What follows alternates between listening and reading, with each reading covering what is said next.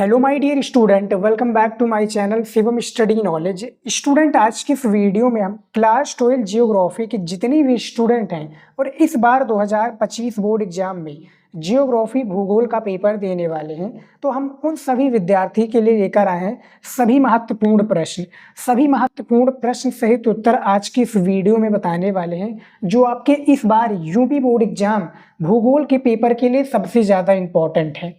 Board paper में 100% यही सारे प्रश्न आएगा जो आज की इस वीडियो में हम आप सभी के लिए लेकर आए हैं। काफ़ी ज़्यादा इंपॉर्टेंट आज का ये वीडियो होने वाला है, तो वीडियो को लास्ट तक जरूर देखिएगा, क्योंकि इसमें हम 4 टाइप के क्वेश्चंस एक ही वीडियो में कवर कर देंगे। वन शॉट का वीडियो रहेगा, याद रखिएगा स्टूडेंट। इसमें आपका सबसे फर्स्ट बहुविकल्पीय आ जाएगा, बहुविकल्पीय प्रश्न। सेकंड आपका आ जाएगा अति लघु उत्तरीय प्रश्न। फिर आपका थर्ड आ जाएगा लघु उत्तरीय प्रश्न। फोर्थ आ जाएगा आपका दीर्घ उत्तरीय प्रश्न। तो टोटल 4 टाइप के क्वेश्चंस इस वीडियो में हम लेकर आए हैं और सभी का मैं क्वेश्चन विथ आंसर देने वाला हूं। तो इम्पॉर्टेंट वीडियो है, शुरू से लेकर लास्ट तक जरूर देखिएगा। जिनको भी बोर्ड एग्जाम में 70 में 70 लेकर आना है जियोग्राफी में। तो चलिए शुरू करते हैं और आज का इम्पॉर्टेंट वीडियो देखते हैं। यहाँ पर स्टूडेंट देखिए, सबसे पहले हम बहुविकल्पीय प्रश्नों से शुरू करेंगे। ये देखिए, सबसे फर्स्ट बहुविकल्पीय का प्रश्न है कि विश्व में सबसे बड़ा प्राकृतिक रबर का उत्पादक देश है। कौन सा देश है ये आप लोगों को बताना है। ऑप्शंस में आपके 4 ऑप्शंस मैंने दिए हुए हैं, इन्हीं चारों में से कोई एक राइट आंसर है। ये आपका इंडोनेशिया हो जाएगा, थाईलैंड, मलेशिया या भारत हो जाएगा। तो देखिए स्टूडेंट, पहले क्वेश्चन का जो राइट आंसर हो जाएगा वो आपका हो जाएगा थाईलैंड। क्या हो जाएगा? थाईलैंड हो जाएगा राइट आंसर, जो कि प्राकृतिक रबर का उत्पादक देश थाईलैंड है। सेकंड पर आपका इंडोनेशिया आ जाता है, जो कि क्या है, प्राकृतिक रबर उत्पादक का सेकंड पर सबसे ज़्यादा उत्पादक रबर का इंडोनेशिया है, जो कि दूसरे नंबर पर है।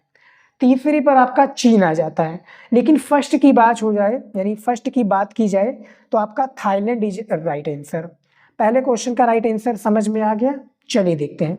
कॉपी पेन लेकर आप लोग बैठ जाइए, यदि आप पढ़ना चाहते हैं, नहीं तो आप ऐसे ही दिमाग में अपने फीड करते रहिए क्वेश्चंस को, इंपॉर्टेंट है।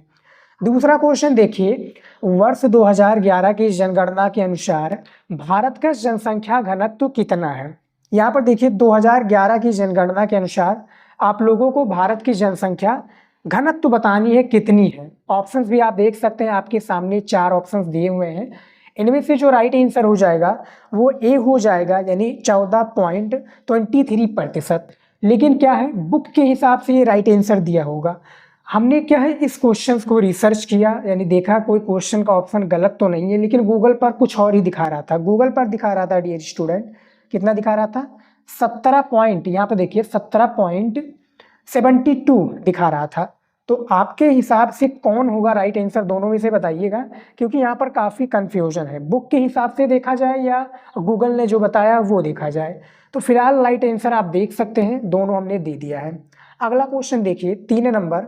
ये देखिए, भारत में लिग्नाइट का अति प्रसिद्ध भंडार पाया जाता है। भंडार जो है कहाँ पाया जाता है, आपके पास 4 ऑप्शंस हैं, सलेम में, निवेली में या यहाँ पे देखिए तिरुनेवेली में या चेंगनपट्टू में।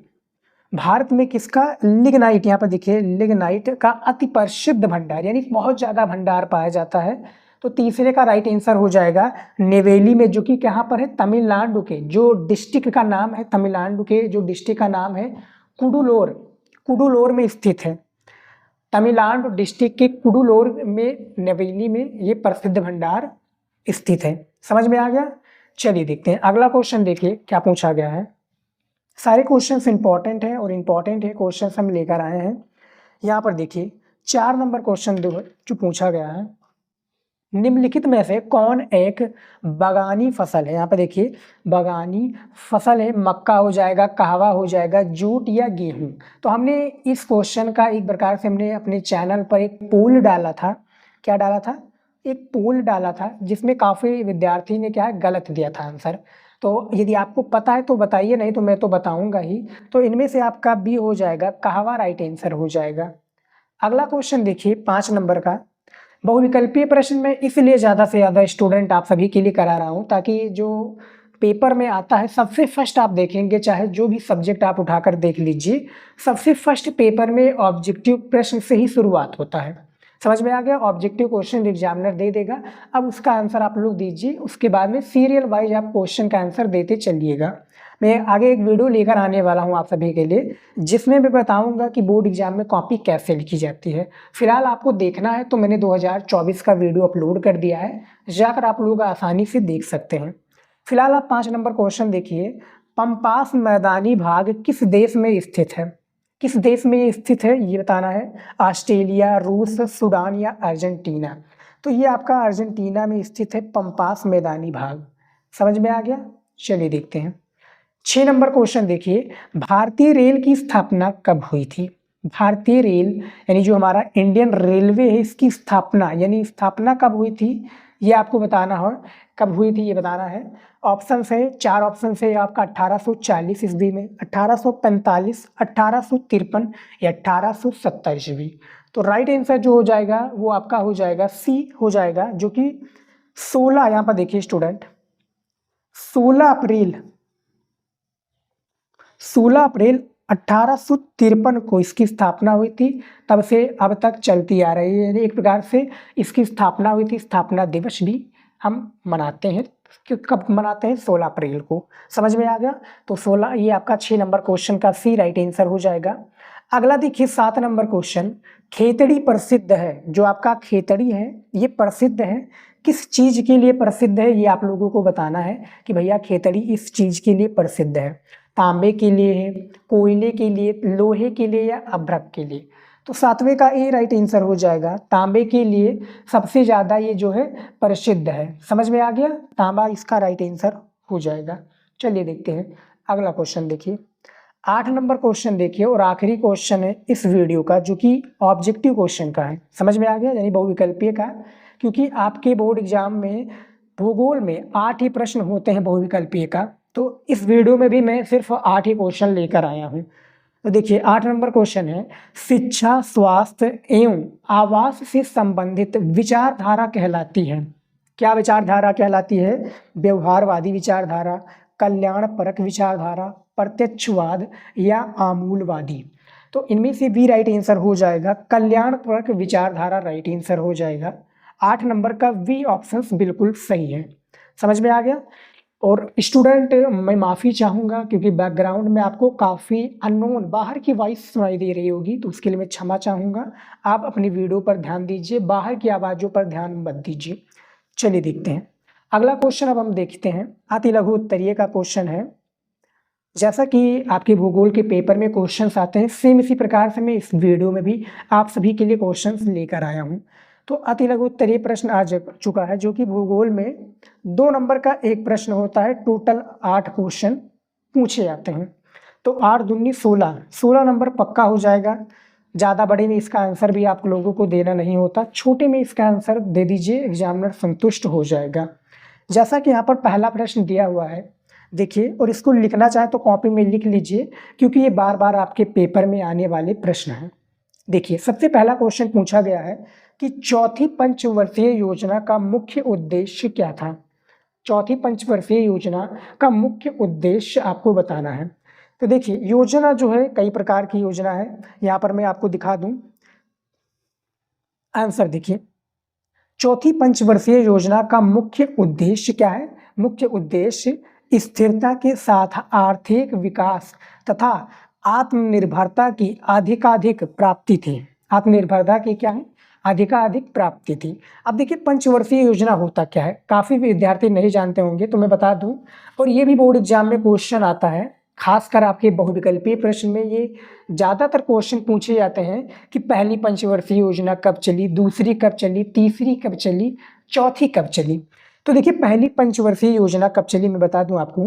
देखिए पहली पंचवर्षीय योजना आपकी चली 1900, यहाँ पर देखिए 1951 से लेकर 1956 तक। समझ में आ गया? फिर उसके बाद में दूसरी पंचवर्षीय योजना जो चली 1956 से लेकर 1961 तक चली, जो कि उस समय के जो प्रधानमंत्री थे आप सभी को पता होगा, जवाहरलाल नेहरू जी थे। कौन थे? जवाहरलाल नेहरू जी थे।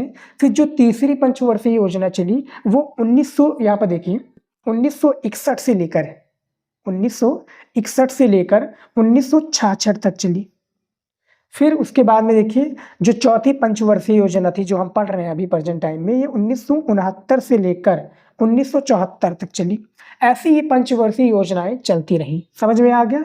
और 1900 जो अभी देखिए जो चौथी पंचवर्षीय योजना है, इस टाइम के जो प्रधानमंत्री जो थी वो कौन थी? इंदिरा गांधी जी थी।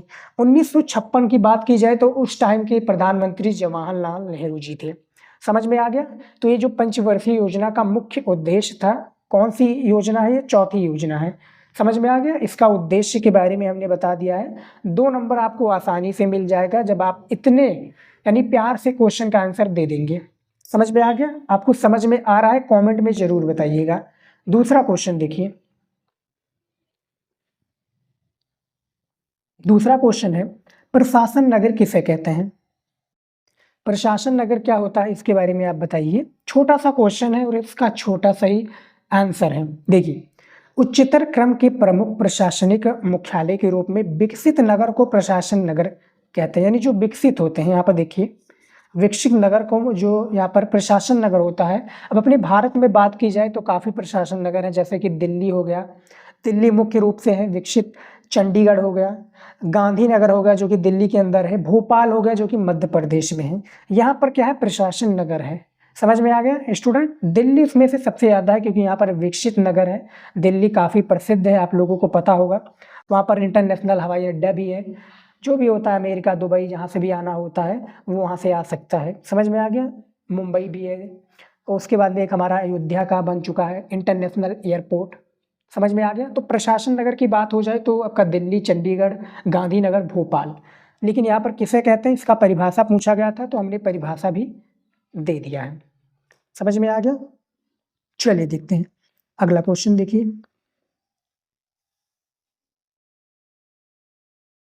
तीसरा नंबर क्वेश्चन देखिए, धात्विक खनिजों के आधार पर उद्योगों को 2 वर्गों में विभाजित कीजिए।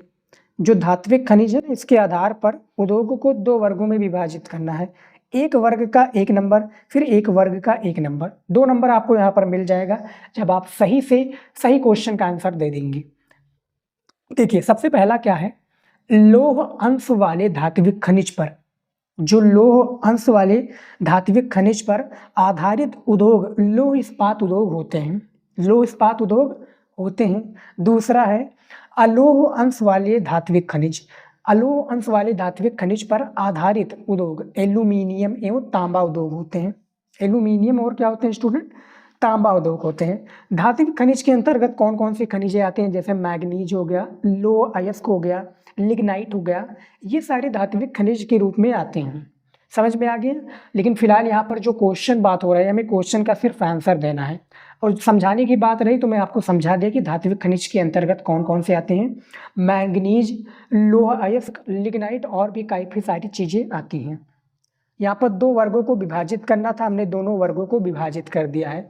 कॉपी में आप लोग लिख लीजिए, इंपॉर्टेंट है, पेपर में आते हैं।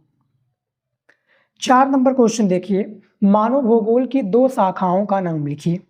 मानव भूगोल के आपके 2 शाखाओं का नाम लिखना है। जो आपका फर्स्ट चैप्टर है ना, मानव भूगोल, मानव भूगोल प्रकृति एवं विषय क्षेत्र भूगोल का सबसे ज़्यादा इंपॉर्टेंट चैप्टर है। और उस चैप्टर का भी मैंने वीडियो अपलोड कर दिया है, आप लोगों ने नहीं देखा है तो जाकर देख लीजिएगा। 2 शाखाओं का नाम है, सबसे पहला आर्थिक भूगोल, दूसरा सामाजिक भूगोल। आर्थिक भूगोल क्या होता है, सामाजिक भूगोल क्या होता है। और मानव भूगोल के देखा जाए तो काफ़ी सारे क्या है, एक प्रकार से शाखाएं हैं। संस्कृत भूगोल, सामाजिक भूगोल, उसके बाद में क्या है नगर भूगोल, काफ़ी सारे भूगोल आते हैं। मैं आपको थोड़ा बताना चाहूँगा इस भूगोल के अंतर्गत। यदि आपका क्वेश्चन बोर्ड एग्जाम में जब पूछ लिया जाए कि भूगोल बताइए मानव भूगोल के उपक्षेत्र, तो वो कई कई सारे उपक्षेत्र आते हैं। समझ में आ गया। इसमें काफ़ी सारे उपक्षेत्र आ जाते हैं। सांस्कृतिक भूगोल, जनसंख्या भूगोल, ये सारी चीज़ें इसमें आ जाती हैं। समझ में आ गया। जनसंख्या भूगोल, संसाधन भूगोल, फिर सांस्कृतिक भूगोल, प्रादेशिक भूगोल, कई सारी शाखाएं हैं मानव भूगोल की। लेकिन फिलहाल यहाँ पर 2 शाखाओं की बात हो रही है, तो आर्थिक भूगोल और सामाजिक भूगोल को आप लोग जान जाइए, इतना काफ़ी है। चौथा क्वेश्चन भी हमारा कंप्लीट हो चुका है। अब चलिए देखते हैं अगला क्वेश्चन। देखिए अगला क्वेश्चन आ चुका है 5 नंबर। एशिया का सबसे महत्वपूर्ण और विश्व का सर्वाधिक लंबा रेल मार्ग कौन सा है? यहाँ पर देखिए एशिया की बात हो रही है। एशिया का सबसे महत्वपूर्ण और विश्व का सर्वाधिक लंबा रेल मार्ग कौन सा है? आप क्वेश्चन का सबसे पहले आंसर देखिए, फिर मैं आपको समझाता हूँ कि ये कहाँ पर है। देखिए, पार साइबेरियन एशिया का सबसे महत्वपूर्ण और विश्व का सर्वाधिक लंबा रेल मार्ग है। इसकी कुल लंबाई कितनी है? इसकी जो कुल लंबाई है यहाँ पर देखिए 9.322 किमी, यानी लगभग क्या है 10,000 किमी के और कमाता है, लेकिन फिलहाल यहाँ पर देखिए 9.322 किमी है। अब एशिया का सबसे अधिक जो विश्व का सर्वाधिक लंबा है ये पार साइबेरियन कहाँ पर स्टूडेंट? रूस की जो राजधानी मॉस्को में ये स्थित है। 6 नंबर क्वेश्चन देखिए, यहाँ पर क्या पूछा गया है कि भारत में दिल्ली के बाद किस केंद्र शासित प्रदेश का जनसंख्या घनत्व सर्वाधिक है? यहाँ पर दिल्ली के बाद में पूछा जा रहा है। हमारे भारत देश में 8 केंद्र शासित प्रदेश हैं। 8 का नाम आप लोग जान लीजिए, क्योंकि बोर्ड एग्जाम में जब प्रश्न आएगा तो आपको याद रखना होगा। एक आपका हो गया दिल्ली, अंडमान निकोबार, चंडीगढ़, दादर और नगर हवेली, दमन दीप, जम्मू और कश्मीर, लक्षद्वीप और पंडुचेरी, ये 8 हमारे यहाँ पर केंद्र शासित प्रदेश हैं। लेकिन यहाँ पर जो प्रश्न पूछा गया कि दिल्ली के बाद में जनसंख्या घनत्व का सर्वाधिक है, तो भारत में दिल्ली के बाद सर्वाधिक जनसंख्या घनत्व तो चंडीगढ़ राज्य है, और अंडमान निकोबार द्वीप समूह में जनसंख्या घनत्व तो अधिक विरल है। दिल्ली और जो चंडीगढ़ और आपका पांडुचेरी हो जाएगा, दिल्ली के बाद में जनसंख्या घनत्व तो सर्वाधिक है। यहाँ पर बात हो रही है अंडमान निकोबार द्वीप समूह में जनसंख्या घनत्व तो क्या है? अधिक विरल है। समझ में आ गया? अधिक विरल है। 8 केंद्र शासित प्रदेश हैं, नाम जान लीजिए। आपका हो गया दिल्ली, अंडमान निकोबार द्वीप समूह, चंडीगढ़, दादर और नगर हवेली, जम्मू और कश्मीर, लक्षद्वीप, पंडुचेरी। समझ में आ गया? चलिए देखते हैं अगला क्वेश्चन। देखिए 7 नंबर क्वेश्चन देखिए, ग्रामीण बस्ती कितने प्रकार की होती हैं? ग्रामीण बस्ती कितनी प्रकार की होती हैं ये बताना है। भूगोल का मोस्ट इंपॉर्टेंट क्वेश्चन है, पेपर में पूछे जाते हैं काफ़ी बार। तो देखिए कितने प्रकार के होते हैं। ग्रामीण बस्ती 4 प्रकार की होती हैं। 4 प्रकार की कौन कौन सी हैं? सबसे पहला है गुच्छित बस्तियाँ, दूसरा है अर्ध गुच्छित या विखंडित, तीसरा पल्लीकृत बस्ती, या चौथा परिक्षिप्त या एकाकी बस्ती। ये बस्तियाँ 4 प्रकार की होती हैं। फिलहाल जो इसमें अति लघु उत्तरीय में प्रश्न पूछा गया था तो मैं इसका आंसर दे रहा हूँ। अब यही प्रश्न आपका लघु या दीर्घ में पूछ लिया था, तब इसका आंसर आपको देना होता, यानी जैसे कि गुच्छित बस्तियाँ किसे कहते हैं, पल्लीकृत बस्तियाँ क्या होती हैं, अर्धगुच्छित या विखंडित बस्तियाँ किसे कहते हैं, इसके बारे में आपको डिटेल में आंसर देना होता। समझ में आ गया? चलिए देखते हैं 8 नंबर क्वेश्चन देखिए, पृथ्वी का लगभग कितना प्रतिशत भाग जल से आच्छादित है? पृथ्वी का लगभग कितना प्रतिशत भाग है जो जल से क्या है? आच्छादित है, इसके बारे में बताना है। तो आंसर देखिए, पृथ्वी पर लगभग 71% भाग जल से आच्छादित है। इसमें समुद्री जल जैसे कि महासागर का, यहाँ पर जो है महासागर में जो 97% यानी 97% एवं शुद्ध पेयजल यहाँ पर देखिए 2.42% है। यहाँ पर समुद्री जल जो है 97%, जैसे महासागर, हिंद महासागर, प्रशांत महासागर, इन सभी का 97% है। लेकिन यहाँ पर पृथ्वी पर लगभग 71, समुद्री 97%, पीने के लिए शुद्ध पेयजल 2.42 है। समझ में आ गया? ये 8 क्वेश्चन था, 8 नंबर क्वेश्चन था और 8 अति लघु उत्तरीय क्वेश्चन था। इसका भी मैंने आंसर आप लोगों को दे दिया है, काफ़ी ज़्यादा इंपॉर्टेंट था। 2 नंबर का था, आप लोगों ने सही से किया होगा तो 16 नंबर तो आपका कहीं नहीं गया है, आपका फिक्स है। चलिए देखते हैं और भी क्वेश्चन देखते हैं।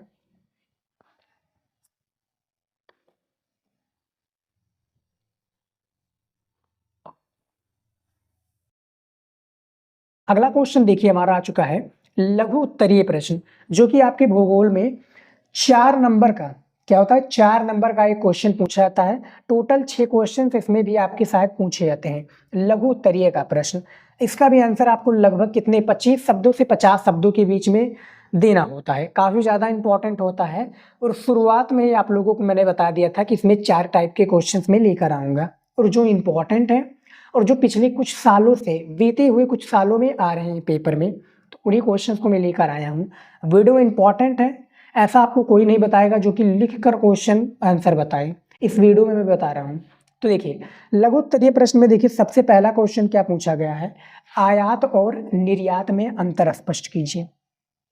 आयात और निर्यात में अंतर स्पष्ट कीजिए। यहाँ पर हमें अंतर बताना है प्यारे विद्यार्थी, अंतर हमें बताना है। तो देखिए अंतर देखिए क्या है, सबसे पहले हम आयात का देखेंगे, फिर हम निर्यात का देखेंगे। आयात यानी इंपोर्ट, फिर एक्सपोर्ट यानी निर्यात। देखिए सबसे पहला है आयात में कि किसी देश में दूसरे देश से वस्तुओं को मंगवाना आयात कहलाता है। आयात कहलाता है। आयात करने वाले देश में, दूसरा पॉइंट है, आयात करने वाले देश में वस्तुओं की कमी पाई जाती है।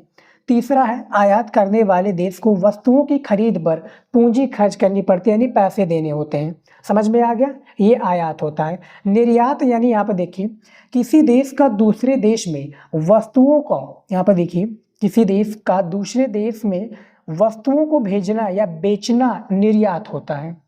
समझ में आ गया। दूसरा देखिए निर्यात करने वाले देश में वस्तुओं की अधिकता पाई जाती है। वस्तुओं की क्या है, अधिकता यानी काफ़ी ज़्यादा वस्तुएं होती हैं वो बेचता है। उसके बाद में और इसमें पॉइंट है, निर्यात करने वाले देश को वस्तुओं के विक्रय में विदेशी पूंजी की प्राप्ति होती है, यानी विदेशी पूंजी जैसे कि आपका हो गया, जैसे कि अब हम मान लीजिए कि कोई भी सामान मंगवा रहे हैं तो हमें क्या है, पैसे देने होते हैं उस देश को, चाहे हम डॉलर में पे करें। डॉलर सबसे ज़्यादा चर्चित है, नहीं तो मैं अपने इंडियन रुपीज़ में भी दे सकता हूँ। अभी फ़िलहाल में क्या है, रूस में क्या है, तेल लेने पर हमने डॉलर ना देकर रुपए दिए तो उन्होंने क्या है, रुपए स्वीकार कर ले, तो वही होता है ना आयात। आयात यानी इंपोर्ट, एक्सपोर्ट। एक्सपोर्ट करना, इंपोर्ट करना, हमारे यहाँ पर इंपोर्ट या एक्सपोर्ट कहते हैं इसको इंग्लिश में। यही होता है आयात निर्यात, यानी दूसरे का अपोजिट। जैसे इसमें क्या है कि किसी देश में दूसरे देश से वस्तुओं को मंगवाना आयात कहलाता है। यही सेम इस पे आधारित हो जाता है, इसको बेचना, इसको मंगवाना, बेचना मंगवाना, यही आयात निर्यात है। इसको आप समझ सकते हैं, बहुत ही ईजी है लैंग्वेज में, आप समझ कर अपनी शब्दों में भी इसका आंसर आप लोग बड़े ही प्यार से दे सकते हैं। समझ में आ गया, बड़े ही प्यार से आप इसका आंसर दे सकते हैं, बस आपको थोड़ा समझना चाहिए। ऐसे ही पेपर में भी आप लोग लिखिएगा। इतना आप लिख देते हैं, 4 नंबर आपका कहीं नहीं गया है। देखिए 4 नंबर आप लोगों का बिल्कुल फिक्स है, बस आप इतना लिख दीजिए, समझ कर बड़े ही प्यार से आप लोग लिखिएगा। तो ये भी हमारा हो गया, आयात और निर्यात में अंतर बताइए। जैसा कि इंपोर्ट और एक्सपोर्ट, किसी देश में मान लीजिए कि अब हम आपको मान, जैसे कि हम रूस से क्या है, तेल लेते हैं, कच्चा तेल लेते हैं, कच्चा तेल लेते हैं। जैसे अभी फ़िलहाल क्या है, मान लीजिए 1 लाख लीटर हमने ले लिया तेल, तो उसको क्या कहते हैं, उसको हम कहते हैं आयात करना, यानी वस्तुओं को मंगवाना आयात कहलाता है। अब निर्यात का यानी हम इंपोर्ट करते हैं, यानी कोई भी, जैसे कि अब आयात करने का अर्थ होगा, यानी जैसे साउथ कोरिया हो गया, जापान हो गया, अपने जो गाड़ियां हैं, जैसे जो 4 व्हीलर है वो हमारे देश में बेचते हैं, तो वो आयात कहते हैं, मंगवाना आयात कहलाता है। निर्यात यानी हम किसी सामान को बेचते हैं, अपने देश से किसी भी सामान को हम बेचते हैं, वो होता है निर्यात। इसको हम इंग्लिश में कहते हैं इंपोर्ट और एक्सपोर्ट कहते हैं। अब आप लोग समझ लीजिए, बहुत ही ज़्यादा इंपॉर्टेंट क्वेश्चन है, ऐसे ही हमने समझा दिया है। इसको लिखना चाहे तो लिख लीजिए, बहुत ही पॉइंट की बात है। दूसरा नंबर क्वेश्चन देखिए, दूसरा नंबर क्वेश्चन क्या पूछा गया है, देखिए ऑस्ट्रेलिया के भेड़ पालन का वर्णन कीजिए। जो ऑस्ट्रेलिया है ना, इसके भेड़ पालन का वर्णन कीजिए कि क्या होता है भेड़ पालन। 4 नंबर का क्वेश्चन है, आंसर देखिए।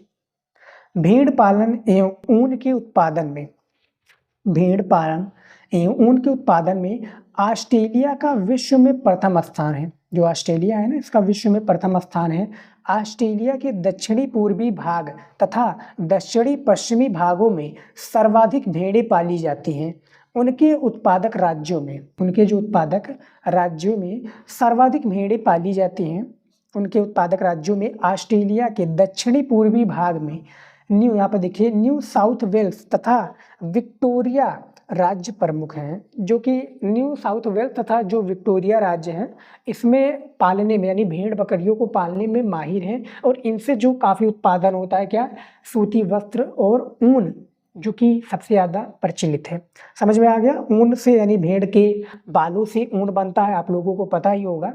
और ऑस्ट्रेलिया का जो 2 प्रमुख राज्य है, विक्टोरिया और न्यू साउथ वेल्स, इनमें सबसे ज़्यादा भेड़ का पालन किया जाता है। तो ये क्वेश्चन है, क्वेश्चन का आंसर दे दिया है, थोड़ा समझिएगा। और इसको जब देखिए स्टूडेंट, क्वेश्चंस को क्या होता है, रट्टा मारने से आपको कुछ नहीं होगा। क्वेश्चन को आप लोग प्यार से समझिए, उसको लैंग्वेज को समझिए, और जब आप समझ लेते हैं तो आप अपने शब्दों में भी प्रेजेंट कर सकते हैं। ये नहीं है कि आप बोर्ड पेपर में जाइए तो किताबी भाषा से ही लिख कर आएंगे तभी एग्जामिनर नंबर देगा। किताबी भाषा से भी लिखने से नंबर नहीं देता है। आप अपने शब्दों में कितने अच्छे से आप उस क्वेश्चन के आंसर को प्रेजेंट कर सकते हैं, कॉपी में कितना अच्छे से लिख सकते हैं, एग्जामिनर वहीं से संतुष्ट हो जाता है, वहीं से खुश हो जाता है। तो आप पहले प्रश्न को समझिए, फिर उसको लिखिए कॉपी में। तो ये दूसरा भी क्वेश्चन हमारा कंप्लीट हो चुका है, जो कि लघु उत्तरीय का था। चलिए देखते हैं अगला क्वेश्चन। काफ़ी ज़्यादा इंपॉर्टेंट क्वेश्चन है और काफ़ी मेहनत लगा है इस वीडियो के लिए और इस क्वेश्चंस को लिखने के लिए, ढूंढ ढूंढ कर लाने के लिए आप सभी के लिए। तो मैं इतना तो कर ही सकता हूँ, बस आप लोग क्या कीजिए, वीडियो को शेयर ज़रूर कर दीजिएगा और वीडियो को लाइक ज़रूर कर दीजिए, ताकि हमें मोटिवेशन मिले और भी टॉपिक पर वीडियो बनाना। और जो भी टॉपिक पर आप लोग वीडियो सजेस्ट करेंगे कि इस पर वीडियो बनाइए, इस इंपॉर्टेंट क्वेश्चन पर वीडियो बनाइए, मैं वीडियो बनाकर लेकर आऊँगा आपके सामने। 3 नंबर क्वेश्चन देखिए यहाँ पर, मानव भूगोल के 6 क्षेत्रों का उल्लेख कीजिए। मानव भूगोल के क्या है, 6 क्षेत्रों का हमें उल्लेख करना है। सबसे पहला जो क्षेत्र है सामाजिक भूगोल। सामाजिक भूगोल किसे कहते हैं इसका थोड़ा आप जान लीजिए। देखिए, इसके अंतर्गत व्यवहारवादी भूगोल, सामाजिक कल्याण भूगोल, अवकाश भूगोल, सांस्कृतिक भूगोल, लिंग भूगोल, ऐतिहासिक भूगोल, चिकित्सा भूगोल आदि क्षेत्र आते हैं। किसके अंतर्गत, सामाजिक भूगोल के अंतर्गत। अभी हमने उसमें अति लघु उत्तरीय क्वेश्चन में पढ़ा ना कि मानव भूगोल की 2 शाखाओं का नाम लिखिए, सामाजिक भूगोल और आर्थिक भूगोल। सेम इसी प्रकार से ये मानव भूगोल के 6 क्षेत्र हैं, ठीक है, 6 शाखाएं हैं। सामाजिक भूगोल के अंतर्गत कितने आपके भूगोल आते हैं यहाँ पर आप पढ़ सकते हैं। और यदि आपका यही क्वेश्चन अति लघु उत्तरीय में पूछा जाता तो इसका आपको आंसर देना होता। समझ में आ गया। तो ये सबसे पहला क्षेत्र है। दूसरा देखिए क्षेत्र का नाम क्या है, राजनीतिक भूगोल। राजनीतिक भूगोल किसे कहते हैं, इसके अंतर्गत निर्वाचन भूगोल, इसके अंतर्गत क्या है, निर्वाचन भूगोल और सैन्य भूगोल जैसे उपक्षेत्र आते हैं। जो सैन्य भूगोल है ना, इसके जैसे उपक्षेत्र आते हैं राजनीतिक भूगोल में। तीसरा है नगरीय भूगोल। नगरीय भूगोल क्या होता है, इसके अंतर्गत नगरीय अध्ययन एवं नियोजन से संबंधित विषयों की जानकारी प्राप्त की जा सकती है। विषयों की क्या है, जानकारी प्राप्त की जा सकती है नगरीय भूगोल से। चौथा है आपका आवास भूगोल। आवास भूगोल में भी आपको थोड़ा लिखना होगा। 5वां है जनसंख्या भूगोल। 6 है आर्थिक भूगोल। तो हमने इन सभी के बारे में बता दिया। बाकी का जो चौथा है आवास भूगोल, जनसंख्या भूगोल, आर्थिक भूगोल, इसके बारे में आपको कुछ बुक में आंसर मिल जाएगा। फिलहाल आप इतना समझिए, क्योंकि ये बहुत बड़ा क्वेश्चन का आंसर बन रहा था, इसीलिए मैंने इतना कट कर दिया है। आप इतना भी लिख देंगे तब भी आपका एग्जामिनर जो है 4 नंबर फुल देगा। बड़े ही प्यार से 4 नंबर आप लोगों को देगा, ये मेरी गारंटी है स्टूडेंट। बस आप इतना भी लिख दीजिएगा। समझ में आ गया। चलिए देखते हैं अगला क्वेश्चन। देखिए 4 नंबर, देखिए, भारत में जनसंख्या वृद्धि के कारणों का उल्लेख कीजिए। जो जनसंख्या वृद्धि है ना, इसके कारणों का हमें उल्लेख करना है। तो भारत में जनसंख्या वृद्धि को प्रभावित करने वाले कारक निम्नलिखित कारक हैं। जैसा कि यहाँ पर देखिए, भारत में पाई जाने वाली गर्म जलवायु, किसकी बात हो रही है, जनसंख्या वृद्धि के कारणों की। तो भारत में जनसंख्या वृद्धि को प्रभावित करने वाले निम्नलिखित कारक हैं, यानी कुछ पॉइंट के थ्रू बताया गया है। देखिए, सबसे पहला हो गया भारत में पाई जाने वाली गर्म जलवायु। दूसरा है भारत में अशिक्षा, यानी जो ग्रामीण इलाकों के लोग हैं वो अशिक्षित हैं, यानी पढ़े लिखे नहीं हैं ज़्यादा। उसके बाद में देखिए, तीसरा है रूढ़ियाँ एवं अवैज्ञानिक मान्यताएं। रूढ़ियाँ एवं अवैज्ञानिक मान्यताएं। चौथा है आपका गर्म, यहाँ पे देखिए गर्भ में गर्भ हो जाएगा, गर्भ निरोधक एवं परिवार नियोजन कार्यक्रम को उचित ढंग से लागू ना किए जाना। समझ में आ गया, यानी परिवार नियोजन को उचित ढंग से न लागू होना। और हमारा लास्ट में है जनसंख्या वृद्धि को, यहाँ पे देखिए, वृद्धि रोकने के लिए ऐच्छिक एवं अनिवार्य प्रतिबंध, जन सम्मान में जागरूकता, यानी जन सम्मान में जागरूकता फैलानी चाहिए भैया, इस जनसंख्या को कम करें। इनसे क्या है, आप ही का हानि होगा, क्योंकि ज़्यादा जनसंख्या होगी तो ज़्यादा एक प्रकार से क्या है, रहने के लिए भी व्यवस्था चाहिए, वहाँ पर आपका एक प्रकार से विकास नहीं हो सकेगा उस परिवार में। तो ये सारी चीज़ें क्या है, एक सिखाई जानी चाहिए, उसके लिए जागरूक करना चाहिए लोगों को, ग्रामीण लोगों को ज़्यादातर। समझ में आ गया? तो ये भारत में जनसंख्या वृद्धि के कारण है, इसके रोकने की भी एक प्रकार से सोल्यूशन के लिए भी उपाय बताए जाएंगे। तो ये 4 नंबर क्वेश्चन भी हमने बता दिया है, जो कि लघु उत्तरीय प्रश्न था। समझ में आ गया? लघु उत्तरीय का क्वेश्चन आंसर था। चलिए देखते हैं, और भी हम देख लेते हैं क्वेश्चन। अब देखिए हमारा क्वेश्चन आ चुका है दीर्घ उत्तरीय प्रश्न, जो कि आपका 6 नंबर का क्या है, एक क्वेश्चन होता है।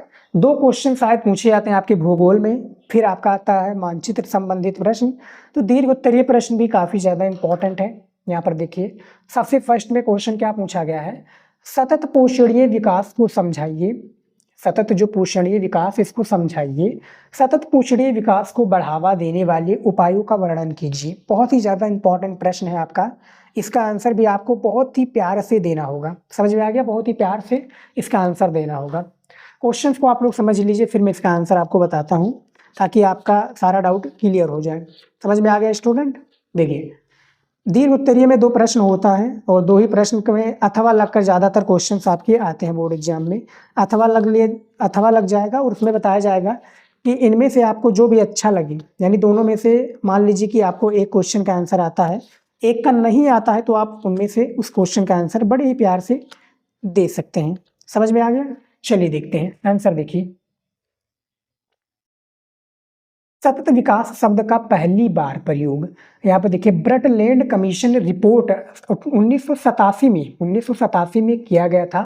वस्तुतः ये 2 शब्दों सतत अथवा लगातार एवं विकास से मिलकर क्या है, बना है समपोषणीय। यहाँ पर देखिए समपोषणीय विकास का अर्थ है सतत पोषणीय विकास, अर्थात ऐसा विकास है जो मानव समाज की, यहाँ पर देखिए जो मानव समाज की केवल तत्कालिक आवश्यकताओं की पूर्ति नहीं, यहाँ पर देखिए पूर्ति नहीं करे, बल्कि ये स्थायी तौर पर भविष्य के लिए भी क्या है, विकास का आधार प्रस्तुत करें। भविष्य के लिए यानी जो आने वाला टाइम है उसके लिए भी प्रस्तुत करें। यहाँ पर हमें समझाना था इसका परिभाषा, अब इसके बढ़ावा देने का उपाय हमें बताना है। तो सतत पोषणीय विकास को बढ़ावा देने का आपको उपाय बताना है, और लगभग इस क्वेश्चन का आंसर यानी जो दीर्घ उत्तरीय है, खासकर भूगोल में 150 शब्दों में, यानी 125 से लेकर 150 शब्दों में आप लोग आंसर दे देते हैं, तो 6 नंबर आपका फिक्स है, उसमें कोई 6 नंबर काट नहीं सकता। अब यहाँ पर सतत विकास को बढ़ावा देने के मैं उपाय बता देता हूँ कुछ, जैसे आप समझिए बातों को मेरी सुनकर। देखिए इंदिरा नहर परियोजना की परिस्थितियों और पोषणता पर निम्नलिखित समस्याओं के अनेक विद्वानों ने सवाल उठाए हैं। जैसे कि सबसे पहला है पर्यावरण अवक्रमण, फिर नहर का यहाँ पे देखिए अवसादीकरण, फिर तीसरा है दूसरे चरण के क्षेत्रों में कठोर तल। समझ में आ गया? तो ये सारी चीज़ें हैं जो कि सतत विकास को बढ़ावा देने के उपाय हैं। जैसे पर्यावरण अवक्रमण में कि इन क्षेत्रों में जल भराव और लवणता समस्या है। विशेषतः पहले चरण के क्षेत्रों जैसे कि गंगानगर, हनुमानगढ़ी और बीकानेर जिले का उत्तर भाग में, जहां भूगर्भीय यहाँ पर देखिए जल स्तर 0.8 मीटर प्रतिशत की दर से उठ रहा है। पूरे कमान क्षेत्र का लगभग 1/4 भाग इस समस्या से क्या प्रभावित है। लवणता का मुख्य कारण जल भराव और दृढ़ लवण की उपस्थिति है। समझ में आ गया? तो ये सतत पोषणीय विकास को बढ़ावा देने के उपाय हैं। समझ में आ गया? और इसमें कुछ कारण भी बताए गए हैं। तो ये दीर्घ उत्तरीय का सबसे फर्स्ट क्वेश्चन था। सिर्फ हमने इसमें एक ही क्वेश्चन बताए हैं, सिर्फ आपको दिखाने के लिए कि इतने शब्दों में आपको लिखना है। तो फिलहाल स्टूडेंट इस वीडियो में इतना ही था जो कि हमने बता दिया, यानी सारे क्वेश्चन हमने बता दिए हैं। काफ़ी ज़्यादा मेहनत लगा है, और भी मैं वीडियो लेकर आऊँगा, और आप सभी के लिए मैं एक टॉपिक वाला वीडियो जल्दी लेकर आने वाला हूँ, जिसमें पूरी साल की तैयारी कैसे आप लोगों को करनी है, खासकर भूगोल की, उस पर मैं वीडियो बनाकर लेकर आऊँगा। आप लोग वो वीडियो ज़रूर देखिएगा। फिलहाल स्टूडेंट इस वीडियो में इतना ही था। आई होप कि पसंद आए वीडियो, पसंद आए तो लाइक ज़रूर कीजिएगा। मिलते हैं नेक्स्ट वीडियो में नए टॉपिक के साथ। जय।